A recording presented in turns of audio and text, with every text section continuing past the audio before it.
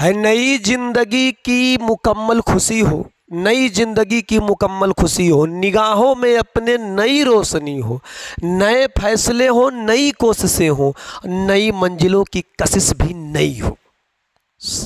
कुछ समझ में आया लॉजिक? गोरखनाथ पांडे के इन्हीं लाइनों के साथ आपका हम अपने यूट्यूब चैनल अचलच में स्वागत है।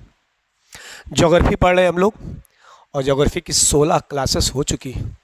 अगर आप पहली बार ये सुने हो तो ध्यान दीजिए, जैसे लिखा है इस पर क्या कि नई जिंदगी की मुकम्मल खुशी हो, निगाहों में अपने नई रोशनी हो, नए फैसले हो, नई कोशिशें हों, नए फैसले हो, नई कोशिशें हों, नई मंजिलों की कशिश भी नई हो। अगर आप नए आए हैं चैनल पर तो चैनल को सब्सक्राइब कर लीजिएगा, लेकिन तब जब आप पढ़ लीजिएगा, जब आपको समझ में आएगा कि वाकई में पढ़ाया गया ठीक से, आपके काम के आंकड़े दिए गए, एग्ज़ाम ओरिएंटेड आंकड़े दिए गए, कुछ पढ़ाया हमने, आपको पढ़ के अच्छा भी लगा, तो आप चैनल को सब्सक्राइब कीजिएगा।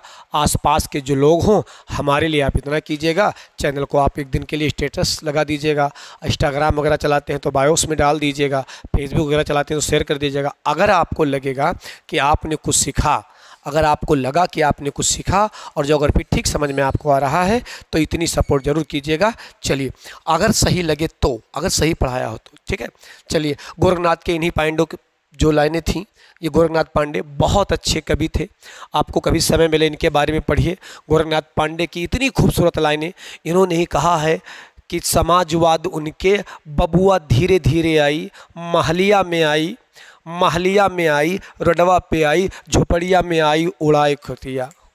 समाजवाद उनके बबुआ धीरे धीरे आई। वर्तमान जो हमारी सरकार है वो समाजवादी विरोधी है, पूंजीवादी विचारधाराओं के लोग सत्ता में बैठे हैं और इसीलिए जो है सामाजिक संस्थाओं को, जो सार्वजनिक संस्थाएं हैं, जो पब्लिक इंस्टीट्यूशन है, उनको बेच रहे हैं, दनादन बेच रहे हैं और भारत को कॉरपोरेट और कैपिटल में तब्दील करते जा रहे हैं और आपके अवसर को कम करते जा रहे हैं। अंधभक्ति से हटिएगा और इस पर सपोर्ट ज़रूर कीजिएगा, सरकार से सवाल कीजिएगा, क्योंकि सरकार से जब आप सवाल करना बंद कर देते हैं तभी सरकार निरंकुश हो जाती है। मत देने का अधिकार आपका अधिकार है। अभी मैं कुछ देर बाद आपको कुछ बताऊंगा, वीडियो के लास्ट में आपको बताऊंगा कि हमारे उत्तर प्रदेश सरकार में जो कर रहे हैं, बेरोजगारी के आंकड़े जो हैं, उन सब पे हम लोग बात करेंगे थोड़ा सा। चलिए ठीक है, पढ़ रहे हैं हम लोग क्या, देखिए अपने टॉपिक पर आते हैं। क्या पढ़ रहे हैं हम लोग?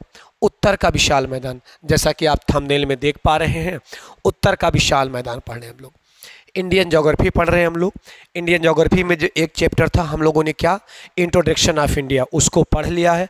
भारत का सामान्य परिचय, भारत के अक्षांशीय देशांतरीय विस्तार, भारत के पड़ोसी देश, ये सब, भारत की तटीय सीमा, जलीय सीमा, भारत के कौन कौन से राज्य 2-2 सीमाओं के साथ लगे हैं, कौन कौन से 3-3 सीमाओं के साथ लगे हैं, ये सारी बातें पढ़ लिया। उसके बाद अगला चैप्टर हम लोगों ने पढ़ा भारत की भू आकृति, जिसे अंग्रेजी में जियोमॉर्फी रीजन ऑफ इंडिया कहते हैं। और जियोमॉर्फी रीजन ऑफ इंडिया में हम लोगों ने पढ़ा भारत का भौतिक विभाजन। और भारत के भौतिक विभाजन में हम लोगों ने क्या पढ़ा? भारत के भौतिक विभाजन में जिसकी अध्ययन किया हम लोगों ने, कहा कि भारत के भौतिक विभाजन कितने प्रकारों में है। जो दोस्त मित्र यार स्टूडेंट नए आए हों चैनल पर, वो पीछे वाले क्लास जाकर प्रीवियस क्लास जरूर देख ले, क्योंकि देख कर आएँ तभी, क्योंकि सब्जेक्ट आप अगर पीछे वाली क्लास देखेंगे तभी आज की क्लास आपको समझ में आएगी। भारत के भौतिक विभाजन में हम लोग क्या पढ़ चुके हैं? तो भारत के भौतिक विभाजन में आपसे चर्चा हो चुकी है किस बात पर? आपसे चर्चा हो चुकी है किस बात पर? कि भारत का भौतिक विभाजन निम्न पार्टों में था। कितने कितने पार्टों में था वो चर्चा कर चुके हैं। क्या? उत्तर का विशाल मैदान, उत्तर का पर्वतीय प्रदेश, उत्तर का विशाल मैदान, प्रायद्वीपीय पठार, तटीय मैदान, भारतीय मरुस्थल और द्वीप समूह, ये भारत का भौतिक विभाजन था, जिनमें हम लोगों ने उत्तर के पर्वतीय प्रदेश का अध्ययन कर लिया है। जिसमें क्या लिखा था? जिसमें था क्या? हिमालय। हिमालय का निर्माण जाना है हम लोगों ने, हिमालय को उच्चावच के आधार पर पढ़ा है, हिमालय को नदियों के बहाव के आधार पर अध्ययन कर चुके हैं हम लोग, और पूर्वोत्तर हिमालय तथा पूर्वोत्तर की पहाड़ियाँ पढ़ चुके हैं। यानी भारत के भौतिक विभाजन में हम लोग क्या पढ़ चुके हैं? इतने टॉपिक पढ़ चुके हैं। और दूसरा स्ट्रक्चर क्या है भारत के भौतिक विभाजन में? उत्तर का विशाल मैदान। तो आप लोग के लिए बता देते हैं, हम लोग क्या पढ़ चुके हैं? उत्तर का विशाल मैदान। तो अगर आपको याद हो पीछे वाली क्लास, तो उत्तर का विशाल मैदान, उत्तर का विशाल मैदान। लास्ट जो क्लास था हम लोग का वो यही था, उत्तर का विशाल मैदान। और मैंने आपको उत्तर के विशाल मैदान में कुछ आंकड़े बताए थे। 2 मिनट के लिए मैं आप लोग के रिवीजन कर देता हूँ। रिवीजन के तौर पर 2 मिनट का आपका समय लूँगा और रिवीजन कर देते हैं। चलिए, उत्तर के विशाल मैदान में मैंने आपको क्या बताया था कि इसको हम 3 डायमेंशन में बांट के अध्ययन करेंगे। 3 डायमेंशन में सबसे पहले हम क्या जानेंगे, सामान्य परिचय, यानी इसका सामान्य परिचय जानेंगे हम लोग कि उत्तर का विशाल मैदान है कैसे। तो अगर आप लोग पहली बार आए हों तो ये तो हम लोग प्रीवियस क्लास में पढ़ चुके हैं। सामान्य परिचय, उत्तर का विशाल मैदान का सामान्य परिचय, इसके बारे में चर्चा कर चुके हैं हम लोग, ठीक है। इसके बाद हम लोग क्या पढ़ेंगे, इसका विभाजन। क्या पढ़ना है हम लोग को, इसका विभाजन। और इसके बाद कुछ अन्य तथ्य पढ़ेंगे हम लोग जो छूट गए होंगे, जो इनसे छूट जाएंगे। कुछ अन्य तथ्य इनसे संबंधित हैं, जैसे जिन्हें हम जीके कहते हैं, जनरल नॉलेज, जो सब्जेक्ट से हटकर होते हैं, उनकी अध्ययन हम लोग करेंगे अन्य तथ्य में। तो सामान्य परिचय पढ़ चुके हैं। सामान्य परिचय में क्या पढ़ चुके हैं हम लोग, उत्तर के विशाल मैदान का विस्तार पढ़ चुके हैं हम लोग कि विस्तार कैसे है, ये बात पढ़ चुके हैं। रिवीजन के लिए आपको बता देते प्रीवियस क्लास में। उसका निर्माण पढ़ चुके हैं, निर्माण पढ़ चुके हैं। और इसकी विशेषता भी पढ़ चुके हैं हम लोग, विशेषता भी पढ़ चुके हैं किसके, उत्तर के विशाल मैदान को। तो ये तो टॉपिक कंप्लीट हो चुका है। तो अगर आप पहली बार चैनल पर आए हैं और अगर आप पहला वीडियो देख रहे हैं तो आप क्लास जो 16 है उसे ज़रूर देख कर आएँ। आपसे रिक्वेस्ट है कि पीछे वाला क्लास ज़रूर देख कर आएँ। अगर आपने नहीं देखा है तो ये प्रीवियस वाला क्लास ज़रूर देख कर आएँ ताकि आपको समझ में आए। चलिए, आज की जो क्लास चर्चा करेंगे हम लोग वो क्या, उत्तर के विशाल मैदान का भौतिक विभाजन। हम लोग इसको फिगर पर समझेंगे, कैसे विभाजित है, क्यों विभाजित है। पहले इसको हम लोग एक इमेज पर देखेंगे और फिर उसके बाद क्या करेंगे, हम लोग अपने हाथों से एक सुंदर सा, जैसे भी अपने लिए अपना बनाया सुंदर ही होता है, तो अपना जैसे भी बनेगा सुंदर ही होगा।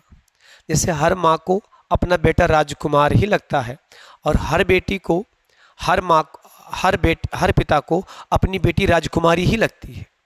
तो वो कैसा भी हो, तो आपका अपना बनाया हुआ जो होगा उसकी कुछ चीज़ें ही अलग होंगी।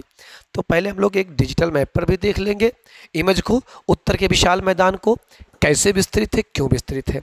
उसके बाद हम लोग उत्तर के विशाल मैदान का एक इमेज बनाएंगे और उसी पर समझेंगे और फिर वन लाइनर करके डाटा लिख लेंगे। और मेरा पूरा विश्वास है कि यूपीएससी प्री तक के आंकड़े मैं आपको तक कवर कर लूँगा उत्तर के विशाल मैदान में, ठीक है। चलिए, तो ये इन बातों की चर्चा हो चुकी है।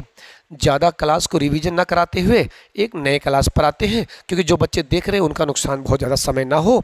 तो आपका समय ना लेते हुए आज के अगर आप पढ़ रहे हैं और अगर कॉपी पेन उठा लिया है तो सीधा कॉपी पेन उठाइएगा और काले वाले पेन से, स्केच वाले से अपने कॉपी पर हेडिंग डाल लीजिएगा, क्या, भौतिक विभाजन।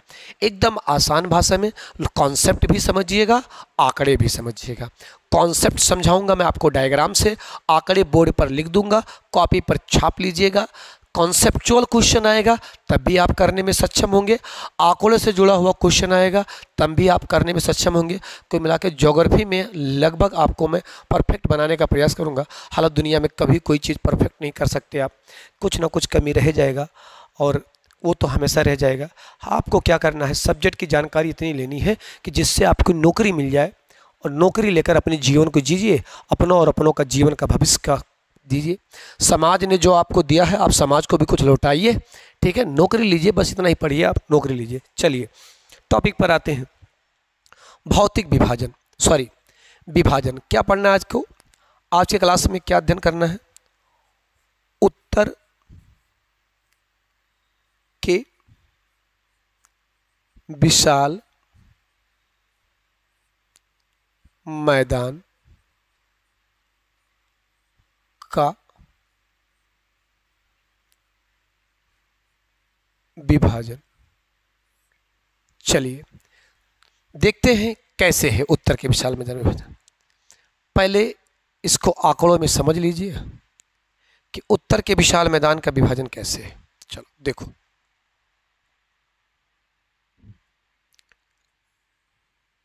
आप एकदम आसानी से बनाइए डाकड़े।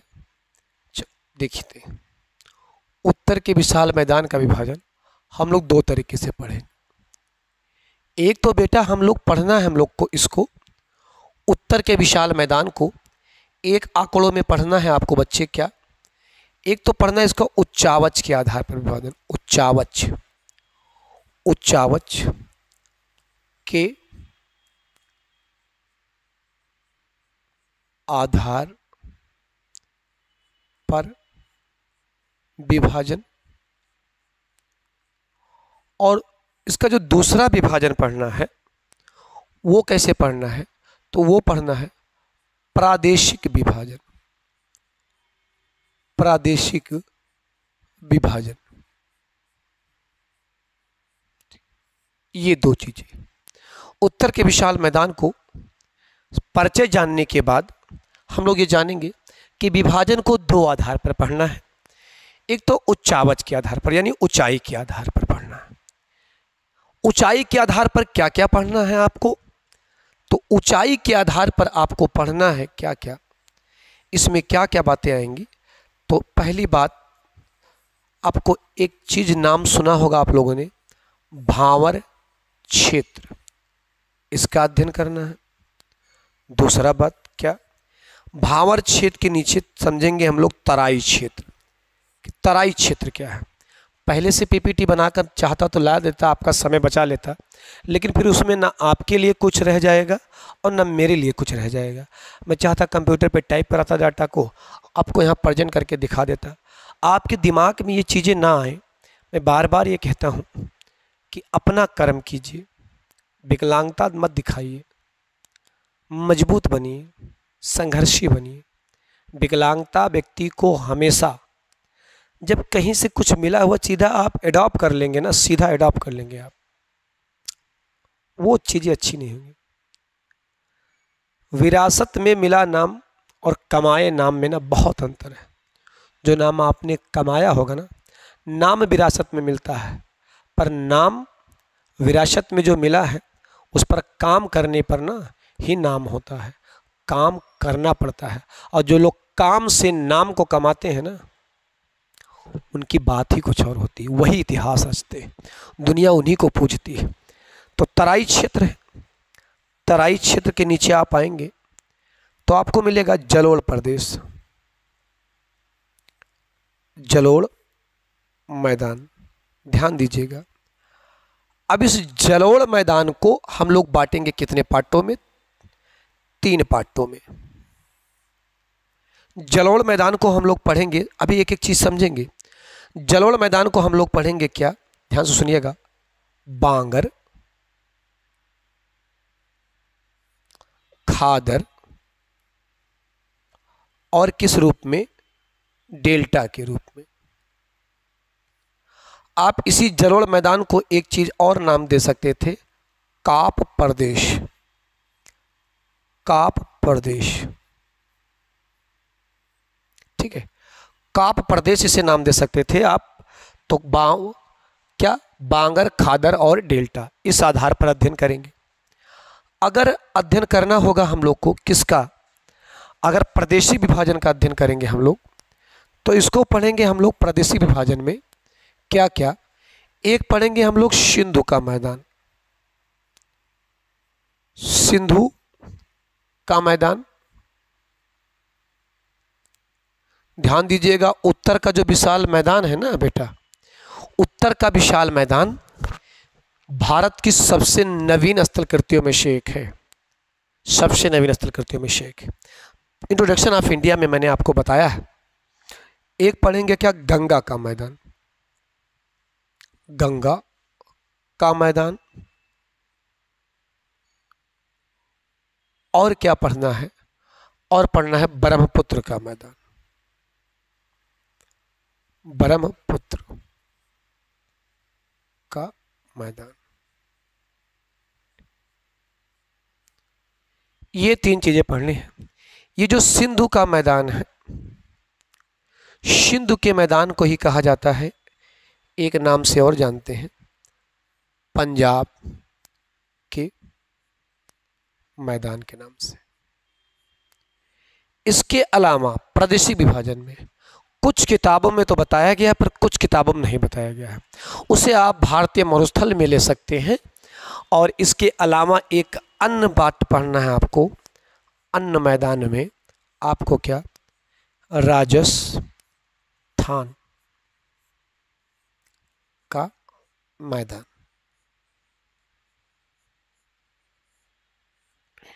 इनकी चर्चा हम लोग किस में करेंगे, इनकी चर्चा हम लोग किस में करेंगे, प्रादेशिक विभाजन में। इतने डायग्राम अगर आपको स्पष्ट हो गए होंगे, अगर अस्पष्ट हो गए हैं तो आगे बढ़े। हो गया है बताएं, कोई समझ में ना आया हो कमेंट बॉक्स ओपन है, सारे टाइप के कमेंट खुले हैं, दनादन कमेंट करो, सवाल पूछो, तुम्हारा हक बनता है। अगर मैं पढ़ा रहा हूँ, अगर तुम मुझे देख रहे हो, मेरी जिम्मेदारी है कि मैं आपके क्वेश्चन, अगर मन में कोई सवाल उमड़ रहा हो कमेंट कीजिएगा, रिप्लाई करेंगे। एक एक लोग का कमेंट्स पढ़ते हैं हम लोग, ठीक है, बताइएगा, क्योंकि जब आप कुछ बताएंगे तभी हम उनमें सुधार कर पाएंगे, ठीक है। चलिए, तो इतनी बातें आप इसको ऐसे समझ लीजिएगा। अगर आपको ये समझ में आ गया है कि इसको अध्ययन कैसे करना है, तो उत्तर के विशाल मैदान का विभाजन है उच्चावच के आधार पर विभाजन और प्रादेशिक विभाजन। अच्छा, आजकल यूट्यूब में एक चीज़ और चल रहा, आइए 2 मिनट में सिखाते हैं आपको। भाई कैसे सिखा पाएगा आपको 2 मिनट में? ठहराव आपके अंदर नहीं है, मेहनत करने नहीं चाहते हो, हर चीज़ पर शॉर्टकट नहीं निकल पाएगा, पढ़ना पड़ेगा सब्जेक्ट का। आपको 2 मिनट में नहीं सिखाया जा सकता। वहाँ से निकलिए उस गुमराह करने वालों से, ठोक के बता रहा हूँ आपको, पढ़ोगे नहीं कर पाओगे। 2 मिनट में अगर पढ़ जाता तो फिर पढ़ने की ज़रूरत नहीं थी। जो आप थंबनेल देखकर यूट्यूब का तुरंत बिलियो प्ले कर देते हो ना 2 मिनट में, अजूबा। 2 मिनट में अजूबा नहीं होता दोस्त।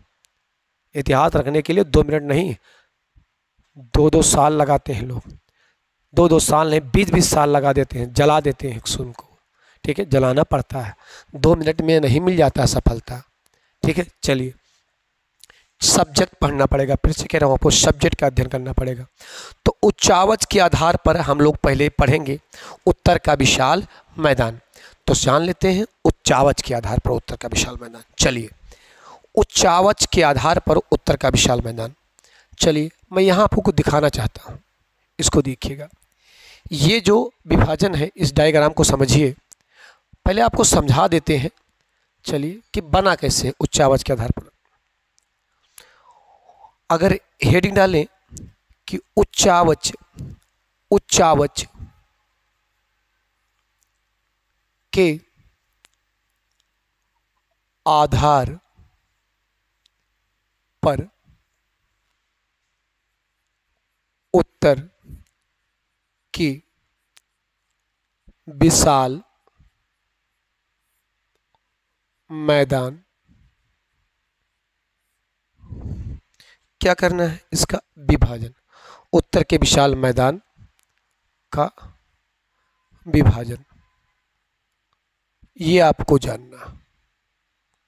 चलिए, उच्चावच के आधार पर उत्तर के विशाल मैदान का क्या जानना था, विभाजन।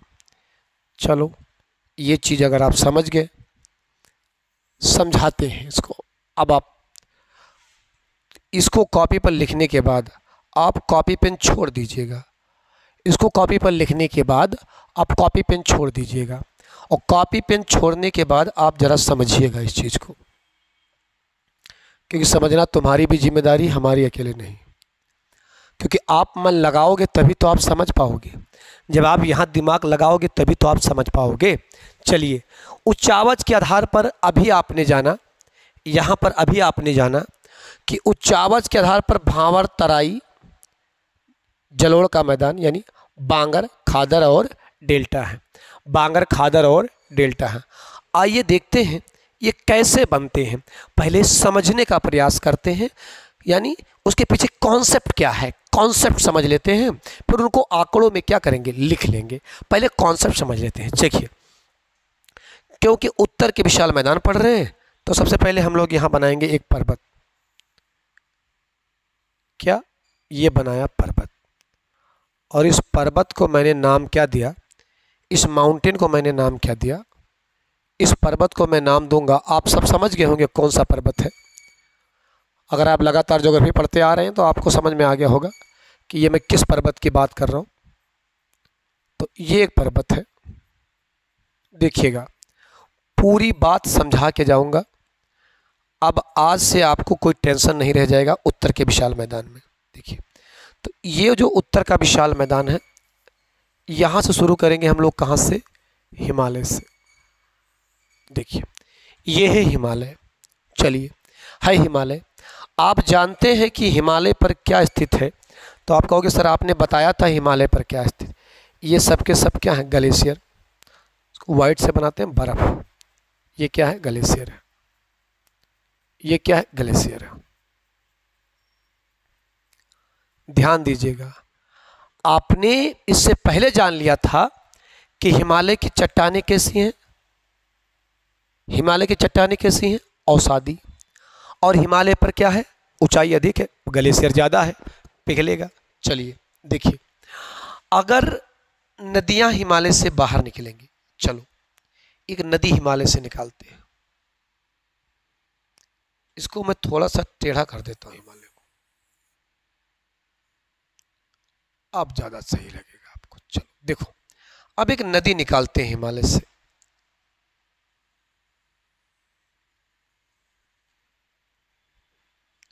ये निकल रही नदी, ठीक है। चलो, तो ये नदियां क्या काम करेंगी? अगर ये कोई नदी है, इसको एक बार मिटाता हूं, ध्यान से समझिएगा बात।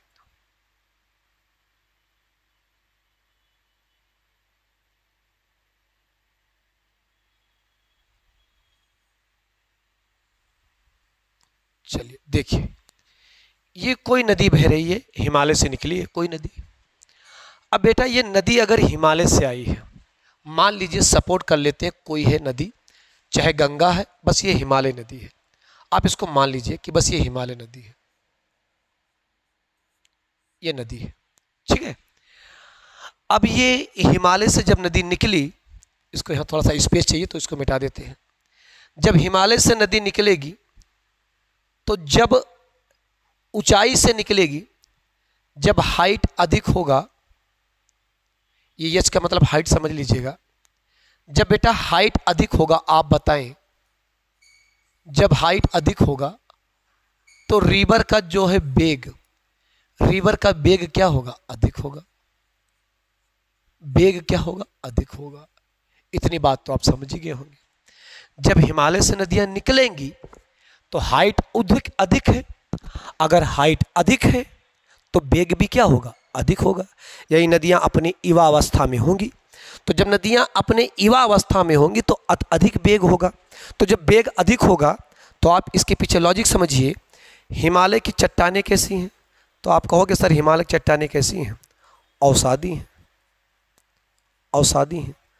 तो जब हिमालय की चट्टानें अवसादी हैं, चट्टान कैसा? अवसादी, और जब इसका वेग अधिक है तो इरोजन यानी अपर्दन क्या हो जाएगा? अधिक हो जाएगा।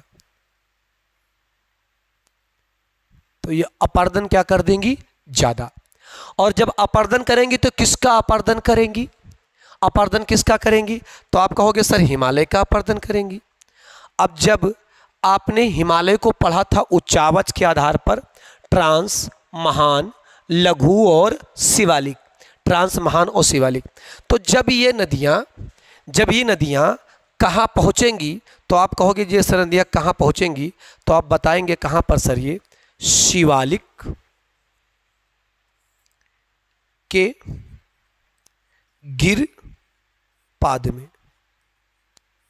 शिवालिक फुट एरिया, शिवालिक का जो निचला एरिया है, शिवालिक के जब गिरपाद में नदियाँ पहुँचेंगी तो ऊपर से लघु हिमालय के अवसादों को काट के लाएंगी, और जब वेग अधिक होगा तो बहुत बड़े बड़े पत्थर अपने साथ ढकेल लाएंगी, और वो पत्थर को जैसे नीचे शिवालिक श्रेणियों में के नीचे गिरपाद में पहुँचेंगी, जैसे शिवालिक श्रेणियों के गिरपाद में पहुँचेंगी, इन पत्थरों को क्या करेंगी? यहीं छोड़ देंगी। यानी क्या कर देंगी? छोड़ना क्या कहलाता है?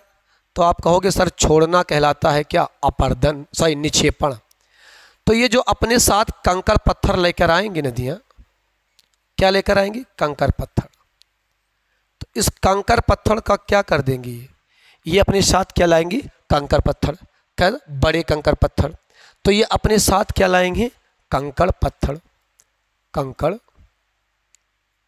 पत्थर। क्या कर देंगी कंकर पत्थर का ये? तो आप कहोगे सर क्या कर देंगी? निक्षेपण कर देंगे, निक्षेपण कर देंगे। निक्षेपण मतलब क्या होता है? छोड़ना। तो जब कंकड़ पत्थर छोड़ेंगे शिवालिक के गिरपाद में, निचले वाले एरिया में बड़े बड़े कंकड़ पत्थर यानी बड़े अवसादों को क्या करेंगी? निक्षेपित करेंगी। और जब बड़े अवसादों को ये निक्षेपित करेंगी तो होगा क्या? जब बड़े अवसाद निक्षेपण होंगी तो जब बड़े अवसाद, अच्छा आप एक काम कीजिए, खूब बड़े बड़े पत्थर लीजिए और वहाँ जल छोड़ दीजिए। तो जब आप जल वहाँ छोड़ देते हैं तो नदियाँ वहाँ क्या हो जाती है? विलुप्त हो जाती हैं। यानी इन पत्थरों के बीच में जल बहने लगेगा कुछ इस स्ट्रक्चर में, कुछ ऐसे बहने लगेगा, ऐसे कुछ इनका बहाव ऐसे हो जाएगा। कहने का मतलब यह है कि इन क्षेत्रों में नदियां क्या हो जाएंगी? विलुप्त हो जाएंगी। कंकर पत्थरों क्षेत्रों में नदियां क्या हो जाएंगी? विलुप्त हो जाएंगी। क्योंकि जैसे ही ये पत्थर क्षेत्रों में आएंगी, जैसे ही क्षेत्रों में आएंगी, क्या करेंगी? शिवालिक के नीचे जैसे आएंगी, हिमालय से निकल रही थी, वेग ज़्यादा था, वहाँ क्या छोड़ देंगी? कंकड़ पत्थर का क्या कर देंगी? निक्षेपण कर देंगी। आप समझ गए बात? अच्छा, जैसे ही यहाँ कंकड़ पत्थर का निक्षेपण करेंगी, इसी क्षेत्र को आप नाम दे देंगे क्या? सबसे पहला मैदान। सुनिए, इसी क्षेत्र को आप नाम क्या देंगे? भांवर। क्या नाम देंगे इसे आप? भांवर क्षेत्र। क्या नाम देंगे आप? भांवर क्षेत्र। बताएं, क्या अगर ये कंकड़ पत्थर का निक्षेपण है तो क्या कृषि भूमि के लिए उपयोगी है ये? तो आप कहोगे सर ये कृषि भूमि के लिए उपयोगी नहीं, ये कृषि भूमि के लिए उपयोगी नहीं हो सकता, क्योंकि कंकड़ पत्थर का क्या है? निक्षेपण है। नदियाँ कहाँ विलुप्त हो जाती हैं? नदियाँ कहाँ भूमबंधित हो जाती हैं? नदियाँ कहाँ अंडरग्राउंड हो जाती हैं? कहाँ पर? भावर क्षेत्रों में, शिवालिक के गिरपाद में, जैसे बद्रीनाथ और केदारनाथ में। अगर आप भावर क्षेत्र देखोगे तो कभी कोई पिक्चर शूट होते हुए देखोगे तो एक लड़की रहेगी जिसके पाँव में चप्पल नहीं रहेगा, घंघरा पहने रहेगी और तेरी पायलिया शोर मचाए सरगम गाए मुझको पास बुलाए और अब्बा हो, गाना सुना है? छम छम करते पानी को मारेगी और फिर एक पैर अपना दूसरे पत्थर पर रखेगी, फिर एक पैर दूसरे पत्थर पर रखेगी। बेचारी गरीबी में उसके पास चप्पल नहीं होगा। ऐसा क्षेत्र आपने देखा होगा, कंकड़ पत्थर का निक्षेपण देखा होगा। इसी क्षेत्रों को क्या कहते हैं? भांवर क्षेत्र कहते हैं। क्या कहते हैं? भांवर क्षेत्र। अच्छा, जब भांवर क्षेत्र से निकलेंगी नदियाँ बहुत दूर तक मैदानों में फैलेंगी, बहुत दूर तक जाएंगी। और जब भांवर क्षेत्रों में नदियाँ बहुत दूर तक निकल कर आएंगी तो बहुत गहरा कटाव करेंगी। तो क्या काम करेंगे? ध्यान सुनिएगा, बहुत दूर तक बहेंगे ऐसे, बहुत दूर तक बह जाएंगे ऐसे, और बहुत गहरा मिट्टी का क्या करेंगी? कटाव। किन क्षेत्रों में? क्योंकि जब भांवर क्षेत्र से नदियाँ आएंगी तो पथरीली क्षेत्रों से नदियाँ आईं तो क्या करेंगी? बहुत गहरा मिट्टी का क्या करेंगी? कटाव। और गटाव करेंगी तो यहाँ बहुत बड़े क्या बनाएंगी? गड्ढे। और जब यहाँ बहुत बड़े गड्ढे बनाएंगी तो इन्हीं गड्ढों में क्या होगा? दलदली क्षेत्रों का निर्माण। इन्हीं क्षेत्रों में क्या होगा? दलदली क्षेत्रों का निर्माण। और इसी में मच्छर खूब पाए जाएंगे, डेंगू वाले दलदली क्षेत्रों में। जैसे अगर आप गांव एरिया से होंगे तो किसी तालाब के किनारे जब आप जाएंगे तो उसमें घास फूस खूब घने लगे रहते हैं, आपको जल दिखाई नहीं देता, लेकिन आप जैसे जैसे जाते हैं, जैसे पैर रखते हैं, आपका पैर छम से बोलता है, पैर नीचे धस जाता, कहोगे अरे इसके नीचे तो पानी था। जी, वही क्षेत्र क्या बनेगा आपको? तराई क्षेत्र। यानी तराई क्षेत्रों की नदियाँ आप देखोगे, जो भांवर क्षेत्र की लुप्त नदियाँ थीं वो पुनः तराई क्षेत्रों में सतह पर आ जाती हैं और दूर तक फैल कर क्या करती हैं? दलदली क्षेत्रों का निर्माण करती हैं। और ऐसे ही क्षेत्र को क्या कहते हैं? तराई क्षेत्र कहते हैं। क्या कहते हैं इन्हें? तराई क्षेत्र कहते हैं। क्या कहा जाएगा इन्हें? तराई क्षेत्र कहा जाएगा। क्या आप ये बात समझ पाए? इन्हें क्या कहा जाएगा? तराई क्षेत्र कहा जाएगा। यानी भांवर क्षेत्र से जब नदियाँ निकलेंगी तो तराई क्षेत्र पर हो जाएंगे। अब जैसे तराई क्षेत्रों से बाहर निकलेंगी, समतल मैदानों में पहुँचेंगी, तो समतल जब मैदानों पे पहुँचेंगी तो सीधी हो जाएंगी। तो जब सीधी हो जाती हैं तो नदियाँ ऐसे लहरा लहरा के चलती हैं, बेसर्फ। जैसे नई नई जब पतवा आती है ना, आंगना बड़ा होता है, ऐसे लहरा लहरा के चलती है ना, वैसे सीधा जब नदियाँ क्या हो जाएंगी? सीधी हो जाएंगी। तो जब नदियाँ तराई क्षेत्रों से बाहर निकलेंगी, अब मान लीजिए किसी साल खूब बारिश हुआ और पानी यहाँ तक पहुँच गया, तो नदियाँ अपने साथ क्या लाती हैं? जलोढ़ मिट्टी। तो जब नदियाँ अपने साथ जलोढ़ मिट्टी लाती हैं तो ये नदियाँ क्या काम करेंगी? दूर तक, मान लेते हैं किसी वर्ष यहाँ तक छोड़ दिया, यहाँ तक छोड़ दिया इन्होंने, यहाँ तक छोड़ दिया, क्या मिट्टी छोड़ दिया यहाँ तक। अब मिट्टी जब यहाँ तक छोड़ दिया इन्होंने, नदियों ने, ठीक है, मिट्टी यहाँ तक छोड़ दिया, क्योंकि यहाँ तक आता था बाढ़, कभी यहाँ बाढ़ आया था, मिट्टी यहाँ तक छोड़ दिया। तो जब नदियाँ तराई क्षेत्रों से निकलेंगी और मान लेते हैं कहीं ऊंचाई तक चली गई, 2-4-5 सालों में बाढ़ आया था, ऊंचाई तक चली गई, तो यहाँ मिट्टियाँ छोड़ देंगी। और जब यहाँ मिट्टियाँ छोड़ देंगी तो ये कहलाएगा ना बेटा, क्या? पुरानी जलोढ़। क्या कहलाएगा? पुरानी जलोढ़। पुरानी जलोढ़ क्या कहलाएगा? ये पुरानी जलोढ़। और पुरानी जलोढ़ को ही क्या कहते हैं? बांगर क्षेत्र कहते हैं। अभी इनको डिटेल में भी हम लोग लिखेंगे, क्या कहेंगे इनको? बांगर क्षेत्र कहेंगे। यानी जब जहां बाढ़ का पानी सामान्यतः हर वर्ष नहीं पहुंच पाता और नदियों द्वारा लाया गया जो मिट्टी है जलोढ़ वो पुरानी हो जाती है। तो जैसे खेतवा, अगर आप किसान घर से हो तो खेत के साथ क्या होता है? आपका खेत कितना भी अच्छा क्यों ना हो, आपने अगर जोतना छोड़ दिया खेत को तो धीरे धीरे वो क्या हो जाएगा? बंजर हो जाएगा, सख्त हो जाता है खेतवा। तो यही क्या होती हैं? ये होती हैं पुरानी जलोढ़। और पुरानी जलोढ़ को ही क्या कहा जाता है? बांगर क्षेत्र कहा जाता है। अच्छा, जहाँ हर साल मिट्टी पहुँचेगी, जहाँ मिट्टी हर साल पहुँचेगी, जहाँ मिट्टी हर साल पहुँचेगी, यही क्या कहलाएगा? नवीन जलोढ़। जहाँ मिट्टी हर साल पहुँच जाएगी यही क्या कहलाएगा? नवीन जलोढ़। इसका मतलब जहाँ बाढ़ का पानी क्या पहुँचेगा? हर वर्ष। जहाँ बाढ़ का पानी क्या पहुँचेगा? हर वर्ष, तो इसको आप क्या कहेंगे? नवीन जलोढ़। अगर हर साल बाढ़ का पानी पहुँचेगा तो आप क्या कहेंगे? नवीन जलोढ़। और जो नवीन जलोढ़ होता है बेटा, जो नवीन जलोढ़ होता है, इसी को क्या कहा जाता है? इसी को खादर कहा जाता है। जैसे जब आप खेत की जुताई करते हैं, जब आप खेत की जुताई करते हैं तब आपके जो लाई गई मिट्टी क्या हो जाती है? खूब ज़्यादा क्या हो जाती है? खूब ज़्यादा उपजाऊ होती है। जब खेतवा बार बार आप जोतते हैं तो मिट्टियाँ बार बार नहीं होती है, तो उसे क्या कहते हैं? नवीन जलोढ़ कहते हैं।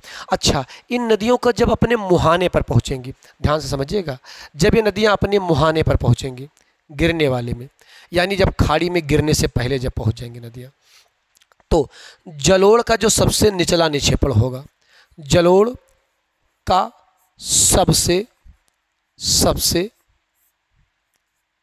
निचला निक्षेपण, जलोढ़ का सबसे निचला निक्षेपण, यही क्या कहलाएगा? आपको डेल्टा कहलाएगा। क्या कहलाएगा? ये डेल्टा कहलाएगा। क्या आप इतनी बात समझ पाए हैं? क्या कहलाएगा? ये डेल्टा कहलाएगा। ठीक है, तो ये है क्या? उत्तर के विशाल मैदान का उच्चावच के आधार पर विभाजन। अब आइए इसको डायग्राम में समझते हैं, ओरिजिनल डायग्राम में। यहाँ देखिए, ये देखिए, इस इमेज को देखिए, ये है आपका हिमालय। आप अपना इमेज बनाइएगा अपने हाथ से, इनके भरोसे मत रहिएगा, आप अपने हाथ से इमेज बनाइएगा। ये क्या है? तो आप कहोगे सर ये पर्वत का नाम क्या बताया मैंने? ये हिमालय। ये क्या है? हिमालय है। समझ गए आप? ये हिमालय है। देखिए यहाँ नदियाँ क्या छोड़ी हैं? कंकड़ पत्थर। और ये कंकड़ पत्थर क्षेत्र क्या कहलाया है? भांवर। क्या कहलाया है? भांवर। आगे देखिए, जब नदियाँ यहाँ तराई क्षेत्रों में पहुँची, दलदली क्षेत्रों में पहुँची, तो दूर तक यहाँ पर क्या की हैं? गहरा कटाव। और जब गहरा कटाव की तो इस क्षेत्र को क्या कहते हैं? तराई क्षेत्र कहते हैं। अच्छा, यह देखिए, ये नदी बेसिन है, ये नदी घाटी है। अब आप नदी घाटी देखिए, ये जो येलो वाला पार्ट है ये ऊंचा है, जो येलो वाला पार्ट है ऊंचा है, जो येलो वाला पार्ट है ये क्या है? ऊंचा है। तो देखो येलो वाले पार्ट को जो ऊंचाई पर है, देखो जहाँ नहीं पहुँच रही हैं, जो ऊंचाई पर है, जहाँ मैदान का पानी हर साल नहीं पहुँच रहा है, ये क्या होता है? यही क्या है? बांगर। और जहाँ हर साल मिट्टी पहुँच रही है वही क्या है? खादर। वही क्या है? खादर। चलिए इसको आप इस इमेज में देख लीजिए। अब आपको बहुत ज़्यादा स्पष्ट हो जाना चाहिए। ये देख लीजिए आप इस वाले इमेज में, यहाँ देख लीजिए अब आप। चलिए अब इससे ज़्यादा तो स्पष्टीकरण नहीं दिया जा सकता है। देखिए ये है आपका हिमालय, नदियां देखिए आ रही हैं, जहां नदियां कंकर पत्थर का निक्षेपण कर दी हैं, देखिए जरा अब इस बात को, जब नदियां कंकर पत्थर का निक्षेपण कर, वहां दिखाई नहीं दे रही नदियां कंकर पत्थर पर निक्षेपण कर दी हैं, क्या कहलाएगा? भांवर। क्या कहलाया? भांवर क्षेत्र। देखिए तराई क्षेत्रों में नदियां दूर तक फैल कर क्या की? दलदली क्षेत्रों का निर्माण। जब दलदली क्षेत्रों का निर्माण की बेटा, तो देखिए ये सघन वनों से क्या हैं? ढके हैं। ये सघन वनों से क्या हैं? ढके हैं। यहाँ जैव विविधता पाया जाएगा, बायोडाइवर्सिटी पाया जाएगा, यहाँ वेटलैंड एरिया वाले एरियाएँ पाए जाएंगे। ठीक है, अब यहाँ देखिए जब पानी हर साल पहुँचेगा, देखिए नदी के किनारे जहाँ पानी हर साल पहुँच रहा है, ये देखो ये क्या है? भांवर। और जहाँ बाढ़ का पानी हर साल नहीं पहुँच रहा, यही क्या है? बांगर। यही क्या है? बांगर क्षेत्र है। यही क्या है? बांगर क्षेत्र है।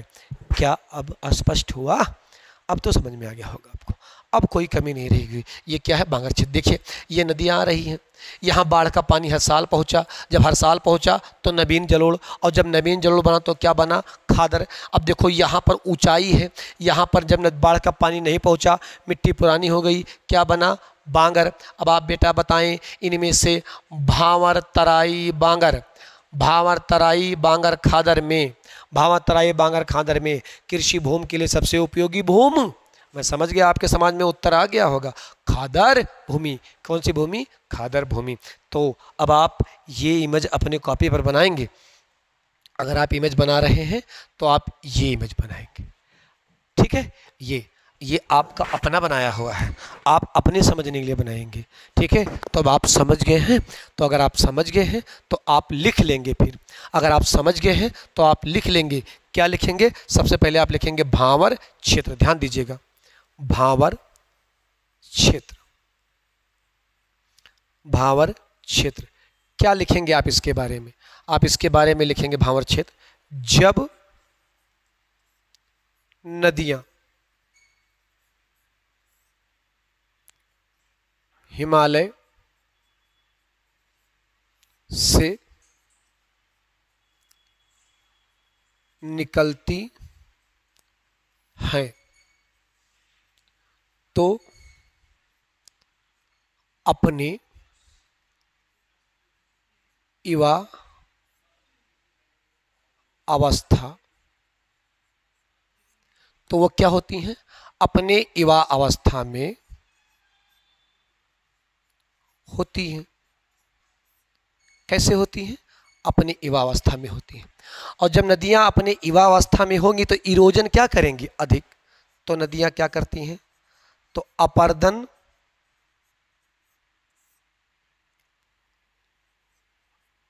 अधिक करती हैं, अपर्दन अधिक करती हैं, अधिक करती हैं। और इस अपर्दन से क्या निक्षेपण करती हैं? तो नदियां कंकड़ पत्थर का निक्षेपण कहाँ करेंगी? समझ गया मैं, आपके दिमाग में बात आ गया होगा। शिवालिक के गिर पाद में करती हैं।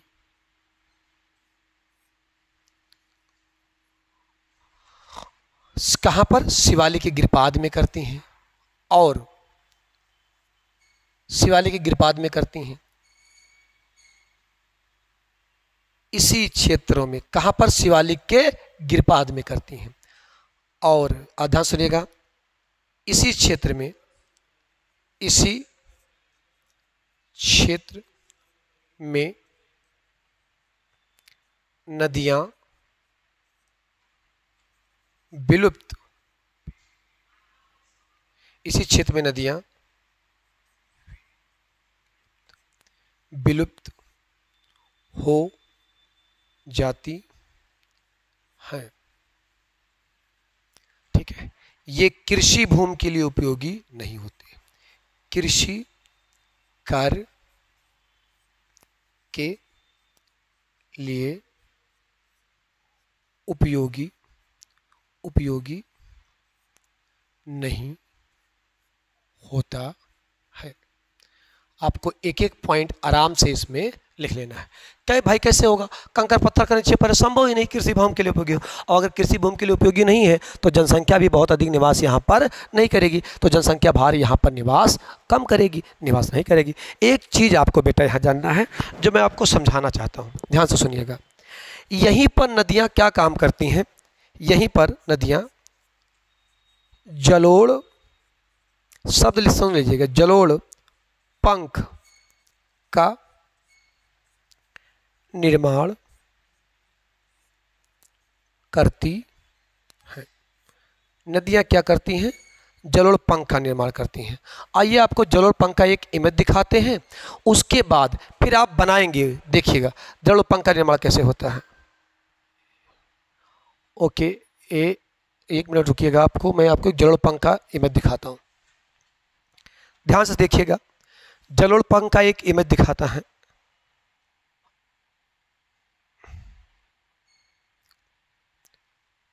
इसको देखिए, आप इसको देखिए, जरा ठीक से देखिएगा। जलोढ़ पंख क्या है, ध्यान से देखिए। इधर क्या है? इधर है एक पर्वत माउंटेन 1 और इधर है माउंटेन 2, और बीच में क्या आ रही है? नदी। बीच में क्या आ रही है? नदी। अब देखो, ये ऐसे कंकर पत्थर का निक्षेपण करेगी, कुछ ऐसे, तो ये कैसे बन जाएगा?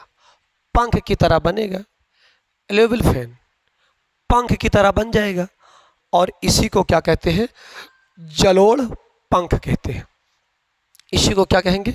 जलोढ़ पंख कहेंगे। ये देखिए आप, ये दो पर्वत हैं, एक पर्वत इधर, एक पर्वत इधर, बीच में नदियाँ निकली, कंकर पत्थर का क्या की?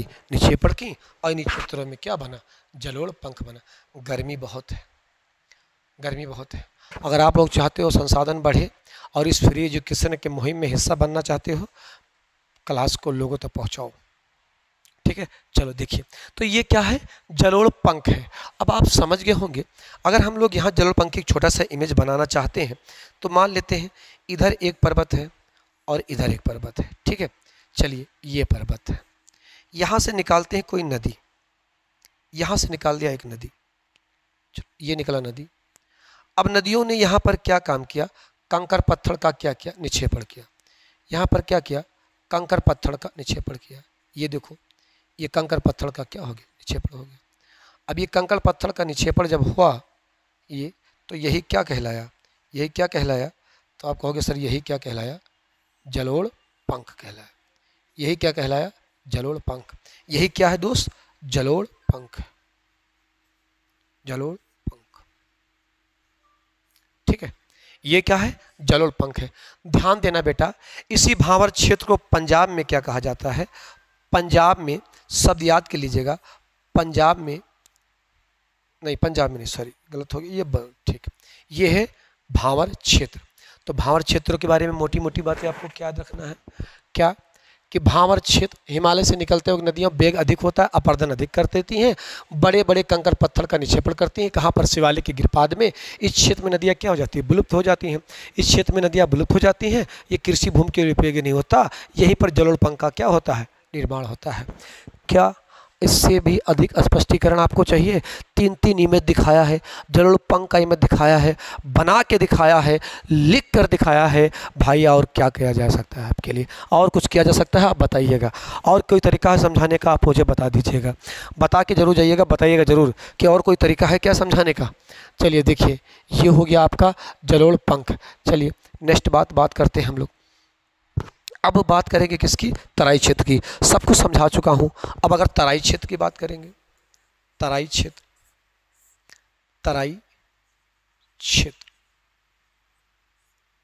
ध्यान दीजिएगा, तराई क्षेत्र कहाँ मिलेगा आपको? तराई क्षेत्र तो आपको सर भावर क्षेत्रों के दक्षिण में मिलेगा। किधर? आप लिखेंगे क्या? भावर क्षेत्र से निकल कर नदियां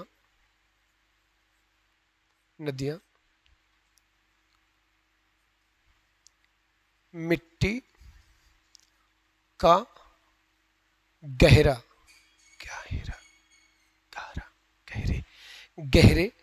कटाव करती हैं, कटाव करती हैं,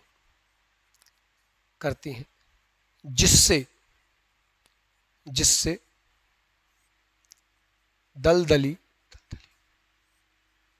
क्षेत्र का निर्माण होता है, जिससे दलदली क्षेत्र का निर्माण होता है। एक बात तो ये हो गया। दूसरी पॉइंट आपको इसमें क्या समझ लेना है कि भांवर क्षेत्र की विलुप्त नदियां, भांवर क्षेत्र की विलुप्त नदियां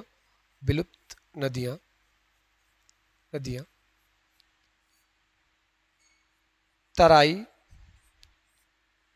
क्षेत्र में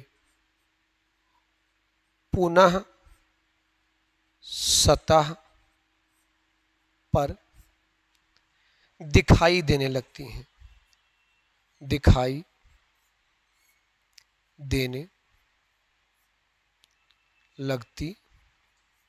है। सारे सवाल एग्जाम में पूछे जा चुके हैं, सारे सवाल एग्जाम में आते हैं ऐसे सवाल। ये क्षेत्र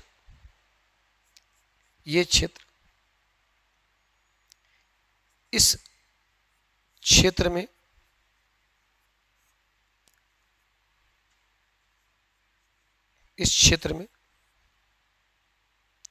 वन, मच्छर व अन्य जीव पाए जाते हैं। तो भाई इन क्षेत्रों में हानिकारक वायरस पाए जाते हैं, तो यहाँ बीमारी ज़्यादा होती है। तो इन क्षेत्रों में बीमारी ज़्यादा होती है, इन क्षेत्रों में बीमारियों का होना ज़्यादा है तराई क्षेत्रों में। हालांकि तराई क्षेत्रों पे भार बढ़ गया है, जनसंख्या भार जैसे जैसे बढ़ रहा है, लोग तराई क्षेत्रों के वनों को क्या कर रहे हैं, काट रहे हैं और काट कर वहाँ आवास बनाने का प्रयास कर रहे हैं। ठीक है, तो यहाँ मच्छर भी पाए जाते हैं तराई क्षेत्रों में। तो आपको मोटा मोटा तराई क्षेत्रों में क्या देखना है कि भांवर क्षेत्र की लुप्त नदियाँ तराई क्षेत्र में पुनः जाती हैं। अच्छा, अगर आपसे पूछे तो आप बताएंगे क्या यह भांवर क्षेत्र के दक्षिण में विस्तृत है? क्योंकि आपने देखा भी था, अगर आप देखना चाहते हैं देखिए ये भांवर क्षेत्र किधर विस्तृत है। आप देखिए यहाँ पर भांवर क्षेत्र के नीचे क्या मिलेगा आपको, तराई क्षेत्र। तो भांवर क्षेत्र के किधर विस्तृत है, दक्षिण विस्तृत है तराई क्षेत्र। तो तराई क्षेत्र के बारे में आप लोगों ने जान लिया। भांवर क्षेत्र की लुप्त नदियाँ तराई क्षेत्र में पुनः सतह पर दिखाई देने लगती हैं। किधर, तराई क्षेत्र में सदा ये क्या यहाँ पर फिर से दिखाई देने लगती हैं। यहाँ पतली झाड़ियाँ और नीम के वृक्ष पाए जाते हैं। मच्छर जैसी चीज़ें यहाँ पर बहुत अधिक पाई जाती हैं। किन क्षेत्रों में, तराई क्षेत्रों में। ध्यान दीजिएगा, कृषि भूमि के लिए उपयोगी नहीं होता, क्योंकि दलदली क्षेत्र होता है, तो कृषि भूमि के लिए उपयोगी नहीं है। कृषि भूमि के लिए उपयोगी नहीं है, कृषि भूमि के लिए उपयोगी नहीं है। तो ये बातें तो आपको तराई क्षेत्र में हो गया। ठीक है, अब तराई क्षेत्र के नीचे आएंगे तो क्या मिलेगा आपको, जलोढ़ प्रदेश। और जलोढ़ प्रदेश में 3 बातें आपको लिख लेना है। क्या, ध्यान से सुनिएगा। जलोढ़ प्रदेशों में देखिए आप जरा विभाजन देखिए एक बार जरा, यहाँ देखिए विभाजन क्या, बांगर, खादर और डेल्टा। बांगर, खादर और डेल्टा। तो आप जरा देखिए, अगर हम लोग लिखें जलोढ़ या काप प्रदेश तो आप सबसे पहले क्या लिखेंगे, बांगर क्षेत्र। तो अगर बांगर की बात किया जाए तो बांगर की बात की जाए तो बांगर क्या है, तो आप क्या कहेंगे, यह पुरानी जलोढ़ मिट्टी का निक्षेपण होता है। पहला पॉइंट, पुरानी जलोढ़ मिट्टी का क्या होता है, निक्षेपण होता है। स्पष्ट है। अगर आप एक बात और समझें, जलोढ़ मिट्टी का निक्षेपण होता है, आप एक बात समझ गए, ध्यान देना बेटा, ध्यान समझिएगा। पुरानी जलोढ़ मिट्टी का निक्षेपण ही क्या कहलाता है? बांगर छेद कहलाता है। यहाँ बाढ़ का पानी सामान्यतः हर वर्ष नहीं पहुँचता है। पुरानी होने का कारण क्या है? यहाँ बाढ़ का पानी सामान्यतः हर, बेटा ध्यान दीजिएगा, इस क्षेत्र में दो चीज पाया जाता है, एक भूर और एक कल्लर, एक भूर और एक रेह। भूर और रेह में अंतर क्या होता है? ध्यान से सुनिएगा, रेह और भूर क्या है। अगर बेटा भूर की बात करेंगे तो जब जब जब जब क्या होता है? ऊपरी ऊपरी सतह के अपर्दन के कारण, जब ऊपरी सतह के अपर्दन के कारण नीचे की कंकड़ पत्थर वाली सतह है, तो इसे क्या कहते हैं? भूर कहते हैं बेटा। क्या कहते हैं? इसे भूर कहते हैं। मतलब ये कि अगर ये दो सतह हैं, अगर ये सतह है, अब ये मुलायम वाली सतह है और इसके नीचे ये सख्त वाली सतह है। अब अगर ये मुलायम है, अब इसका अगर अपर्दन हो जाए ऊपर वाले सतह का, अगर ऊपर वाले सतह का क्या हो जाए? अपर्दन। अगर ऊपर वाले सतह का क्या हो जाए? अपर्दन, तो ये कौन सी सतह थी? मुलायम। ये कौन सा था? कंकर पत्थर वाली सतह। तो जब कंकर पत्थर वाली सतह ऊपर आ जाएगा तो उसे क्या कहेंगे? भूर कहेंगे। ध्यान से सुनिएगा, रेह या कल्लर बेटा किसे कहते हैं? ध्यान से सुनिएगा, अत्यधिक सिंचाई के कारण, अत्यधिक सिंचाई के कारण जब, बोलना कि पहले, जब, तो अधिक सिंचाई के कारण जब ऊपरी सतह पर, ध्यान देना बेटा, ऊपरी सतह पर, अधिक सिंचाई के कारण जब ऊपरी सतह पर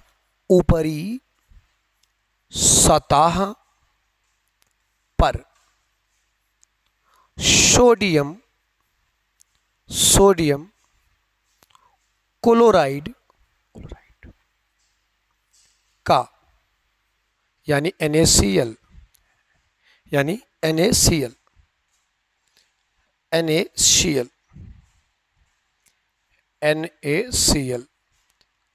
का परत जमा हो जाता है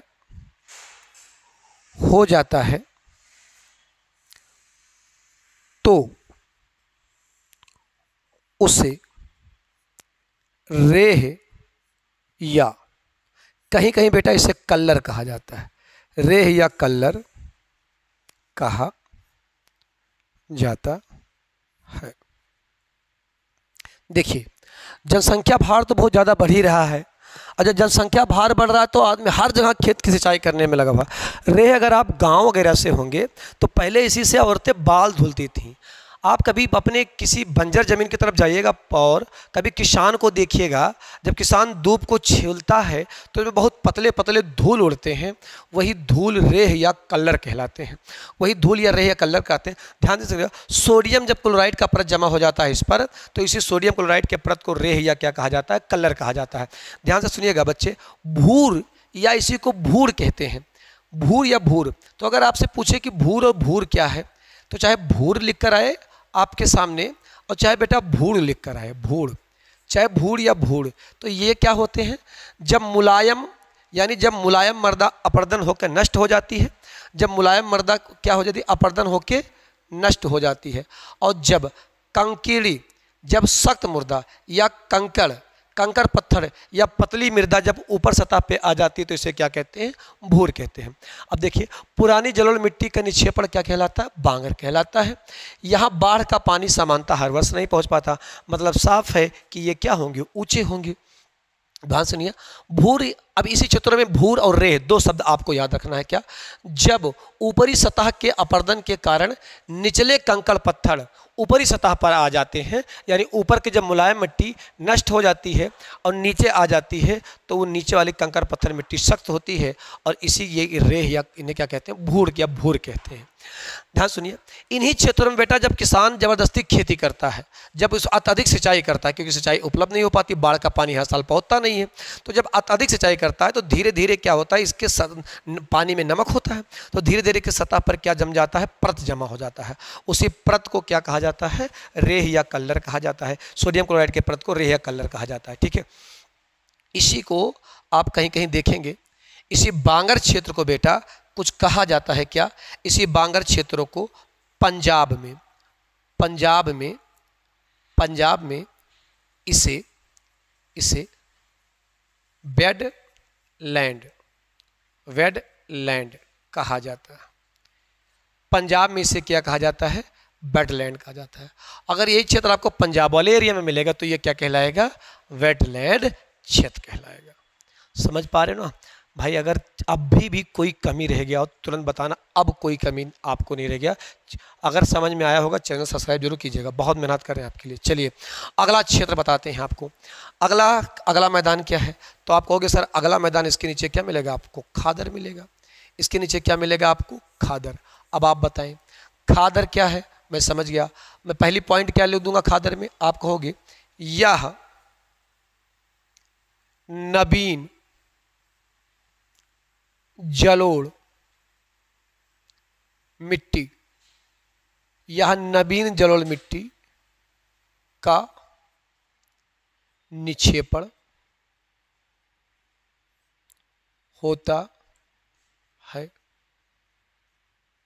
कौन सी मिट्टी का? नवीन जलोढ़ मिट्टी का निक्षेपण होता है। अगर अगली पॉइंट कर लें, यह बांगर की तुलना में नीचे होता है।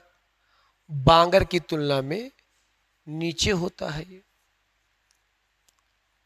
अगली पॉइंट अगर आप समझेंगे इसमें, तीसरा पॉइंट, अगर बांगर की तुलना में नीचे है तो क्या लिखेंगे आप? यहां बाढ़ का पानी हर वर्ष पहुंचता है। भाई तभी तो मिट्टी कैसी है? तभी मिट्टी कैसी है? तभी तो मिट्टी क्या है? नवीन है। और अगर बाढ़ का पानी यहाँ समानता हर वर्ष पहुँचता है, और अगर ये खादर है तो अगर ध्यान से सुनिएगा, अगर ये खादर का मामला है तो यह क्या लिखेंगे? यह कृषि भूमि के लिए सबसे अधिक उपयोगी है। सबसे अधिक क्या है? उपयोगी है। कृषि भूमि के लिए सबसे अधिक उपयोगी है। तो इन क्षेत्रों में भैया खूब किया जाएगा क्या? इन्हीं क्षेत्रों में खूब किया जाएगा क्या? पशुपालन। और इन्हीं क्षेत्रों में खूब निवास करेगी क्या? जनसंख्या। यानी इन्हीं क्षेत्रों में खूब अच्छे से पशुपालन होता है और इन्हीं क्षेत्रों में खूब क्या निवास करते हैं? जनसंख्या। इन्हीं क्षेत्रों में खूब बढ़िया से कृषि होती है। किसकी? गन्ना, गेहूं,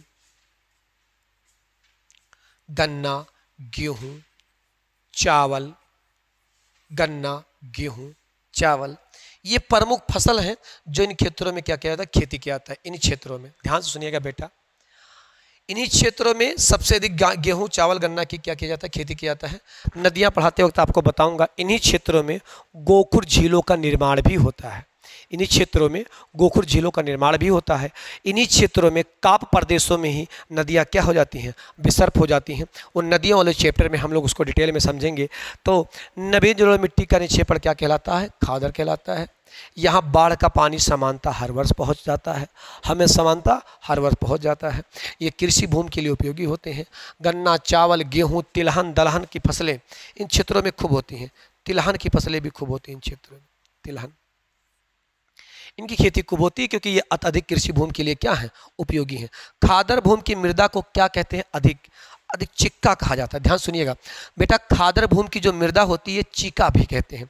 तो खादर भूमि की जो मृदा होती है, खादर खादर भूमि के मृदा को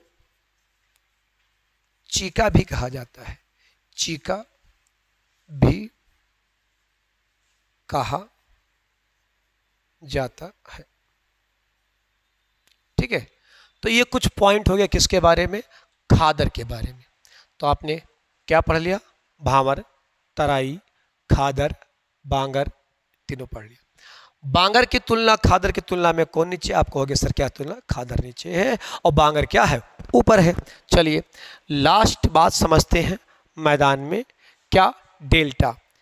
तो बेटा डेल्टा क्या होता है, डेल्टा की चर्चा हम लोग नदियों में भी करेंगे, लेकिन यहां क्या समझेंगे, ध्यान सुनिएगा, जलोढ़ मिट्टी का सबसे निचला निक्षेपण होता है।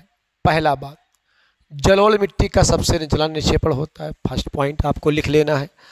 दूसरी पॉइंट अगर आप इसमें समझेंगे बेटा, तो इसका निर्माण कहाँ होता है, तो इसका निर्माण नदियों के मुहाने पर होता है। बेटा ये क्या होते हैं, अत्यधिक दलदली भूमि होते हैं, ये अत्यधिक दलदली भूमि होते हैं। अब बेटा डेल्टा का सबसे निचला भाग, ध्यान सुनिए ये शब्द इंपॉर्टेंट है, डेल्टा का सबसे निचला भाग बिल कहलाता है, बिल कहा जाता है। इंपॉर्टेंट आंकड़ा है, बिल पूछेगा क्या होता है, डेल्टा का सबसे निचला निक्षेपण क्या कहलाता है, बिल कहलाता है। अगर आप जानेंगे तो एक शब्द और बस आप जानेंगे, दुनिया का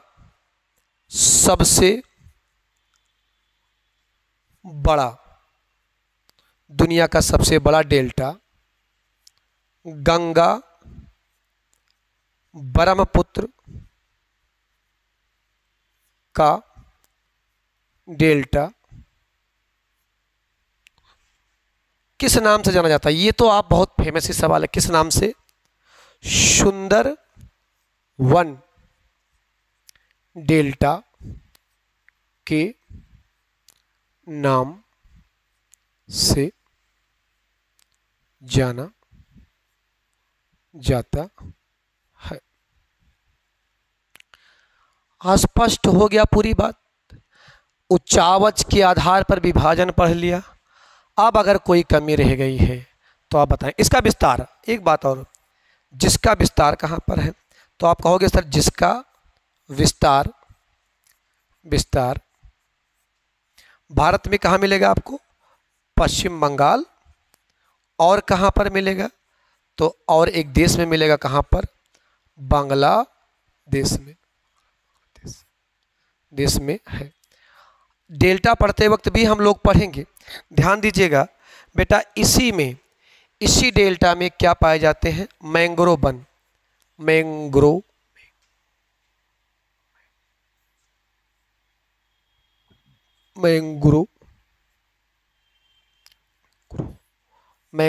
वन जो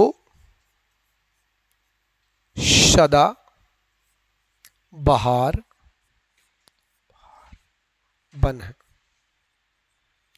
यही में बंगाल टाइगर भी पाए जाते हैं, बंगाल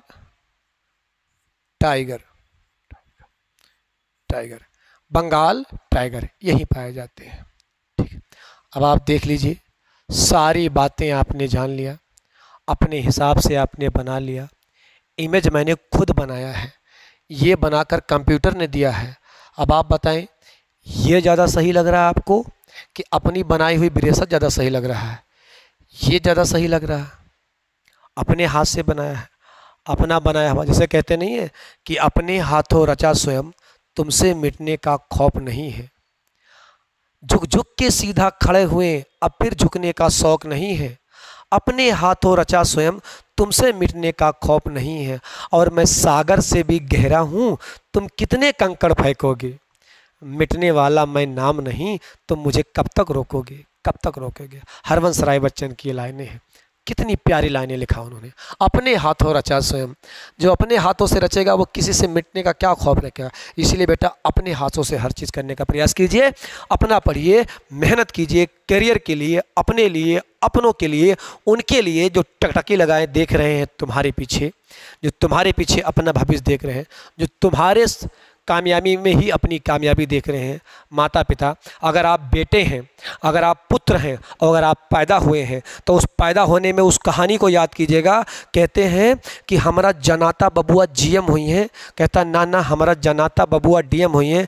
दूसरा कहता है नाना ये तो हिंद के सितारा बबुआ सीएम हुई हैं। बबुआ क्या हुई हैं? सीएम हुई हैं। कहते हैं नाना वकरे ऊपरा पीएम हुई हैं। ये जब आप पैदा हुए थे तब ये गाया गया था। अगर आपके बाबा रहे होंगे तो आपके बाबा ने कहा होगा कि हमारा जनाता बबुआ, क्या कहें, हमारा जनाता बबुआ महाराज हुई हैं, राजा अधिराज हुई हैं। क्या कह रहा है? हमारा जनाता बबुआ क्या हुई हैं? हमारा जनाता बबुआ महाराज हुई हैं, राजा अधिराज हुई हैं। और धातु में हीरा पोखराज हुई हैं, ये तो कुलवा के ताज हुई हैं। हो कुलवा के ताज, उस कल के ताज को संभालिएगा। अगर आपके गुरु होगा और गुरु वगैरह आपके कामयाबी में आएंगे तो कहेगा हमारा जनाता बबुआ ऋषि मुनि जैसन ज्ञानी हुई हैं, राजा जैसन दानी हुई हैं, अखिल भूमंडल राजधानी हुई हैं, ये तो अपने कुलवा जैसन खानदानी हुई हैं। वो ये इज्जत आपको बचाना है क्योंकि आपके पैदा होने पर यह गाया गया है। और अगर आप बेटी हैं, ध्यान सुनिएगा, अगर आप बेटी हैं और अगर आप यहाँ तक पहुँच पाई हैं तो अपने पिता के पगड़ी की लाज रखिएगा। ऐसे ही नहीं, जब आप पैदा हुई होंगी तो आपके लिए भी कुछ गाया होगा पिता ने, और पिता ने वो गाया होगा। अगर आपके दिल को छू जाए तो आप बताइएगा मुझे। कहते हैं कि धन भइल हमरो गनमा कि बबुनी जन्म ली हो, बबुनी रोशन करबे दुईदू महलिया कि लक्ष्मी के आगमन भइल हो। शब्द सुनिएगा बेटा, अगर आप बेटी के रूप में जन्म ली हैं तो उस पिता के लिए जरा सोचिए आप क्या हैं। कह रहा धन भइल हमारो अंगनमा कि बबुनी जन्म ली हो, बबुनी जन्म ली हो, आपने जन्म लिया है। कहते बबुनी रोशन करबो दुईगो महलिया, दो गो महल रोशन करेंगी आप, दो दो महल रोशन करेंगी, लक्ष्मी की आगमन बन हो। आप लक्ष्मी का रूप हैं। अपने ताकत को पहचानिए, जो भी ताकत इधर उधर आप खर्च कर रहे हैं इसमें लगाइए और चीर दीजिए, एग्जाम को फाड़ के निकलिए यार, और जाइए अपनों के पास और उनके लिए बस उनमें खो जाइए। तब तक के लिए आप यहाँ तक आए हैं, आपका बहुत बहुत धन्यवाद। अगर आपने देखा है, स्वस्थ रहें, मस्त रहें, अपना और अपनों का खूब ख्याल रखें, लक्ष्य की तरफ निरंतर बढ़ते रहें। बहुत बहुत आपका आभार।